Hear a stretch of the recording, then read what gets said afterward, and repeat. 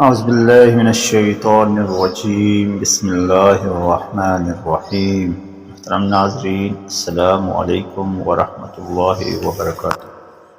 ہم امید کرتے ہیں کہ آپ بخیر و عافیت ہوں گے۔ اللہ تبارک و تعالی آپ کو ہمیشہ شاد و آباد رکھے۔ ناظرین گرامی، آج کا یہ وظیفہ آپ کی خدمت میں پیش کیا جا رہا ہے۔ یہ وظیفہ سورۃ الکوثر کا وظیفہ ہے، ایک ایسا وظیفہ جو ہماری ہر طرح کی پریشانی مصیبت کو ختم کر سکتا ہے۔ یہ وظیفہ پڑھتے ہی ہماری پریشانیوں، ہمارے مسائل اور مشکلات سے نجات ممکن ہے۔ یہ وظیفہ کثرت رزق، کثرت رحمت اور کثرت خیر و برکت ہے۔ ہر قسم کی خیر و برکت، رزق، رحمت کی کثرت اور انعامات الہیہ کے لیے یہ وظیفہ نہایت مفید اور مؤثر ہے۔ یہ وظیفہ سورہ الکوثر یعنی قرآن پاک کی مختصر ترین سورت کا وظیفہ ہے، جس کے اندر اللہ تبارک و تعالی فرماتے ہیں، بسم اللہ الرحمن الرحیم، اِنَّا أَعْطَيْنَاكَ الْكَوْثَرَ فَصَلِّ لِرَبِّكَ وَانْحَرْ إِنَّ شَانِئَكَ هُوَ الْأَبْتَرُ صدق اللہ العظیم۔ محترم ناظرین، اس مختصر سی صورت کے اندر اللہ تبارک و تعالیٰ اپنے پیارے حبیب نبی کریم صلی اللہ علیہ وسلم کو تسلی، آپ صلی اللہ علیہ وسلم پر رحمت و شفقت کا اظہار فرما رہے ہیں، جس کے اندر اللہ نے نبی کریم صلی اللہ علیہ وسلم کو جو رحمت اور جو امتیازی حیثیت دی باقی تمام انبیاء کرام علیہ السلام سے، اور تمام انسانوں پر ان کو فوقیت دی نبی محبوب ہونے کی وجہ سے، ان پر فرماتے ہیں کہ بے شک ہم نے آپ کو کوثر عطا کی، یعنی کہ بروز قیامت جو شفاعت ہوگی اور جو اللہ تبارک و تعالیٰ کے پیارے حبیب سے پانی پیے گا، وہ شخص مشکلات اور پریشانیوں سے بچا ہوا ہوگا۔ ناظرین گرامی، مشکلات اور پریشانیوں سے بچنا ہر کسی کی خواہش ہے۔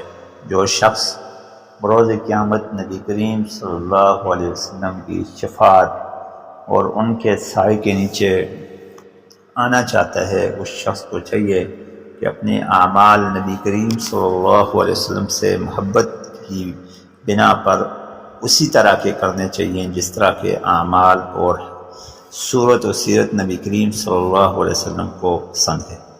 یہ وظیفہ یعنی سورہ کوثر کا وظیفہ تنگ دستی سے ہمیشہ کے لیے نجات پانے کا بھی بہترین وظیفہ ہے۔ اس وظیفہ کی مدد سے ہم تنگ دستی سے نجات حاصل کر سکتے ہیں۔ یہ وظیفہ نبی کریم صلی اللہ علیہ وسلم کو امتیازی حیثیت کے اعتبار سے بطور تحفہ اور گفٹ ملا، لہٰذا رزق کی تنگی سے پریشان حضرات سورہ کوثر کا یہ عمل روزانہ کریں، انشاءاللہ تنگ دستی سے ان کو نجات ملے گی اور آسانیاں آئیں گی۔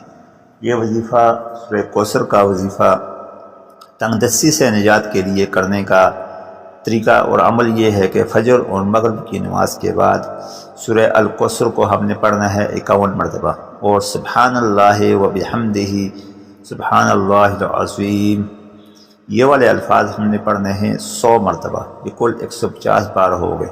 یعنی یہ پڑھنے کے بعد ہم نے اللہ پاک سے دعا مانگنی ہے۔ دوبارہ ہم اس کو دہرا دیتے ہیں، سورہ کوثر میں تنگ دستی کا وظیفہ اس طور پر ہے کہ مغرب اور فجر کی نماز کے بعد، نماز کے فوراً بعد سورہ الکوثر 51 مرتبہ پڑھیں، اور سبحان اللہ و بحمدہ سبحان اللہ العظیم 100 مرتبہ پڑھیں، انشاءاللہ آپ کی ہر خواہش پوری ہوگی۔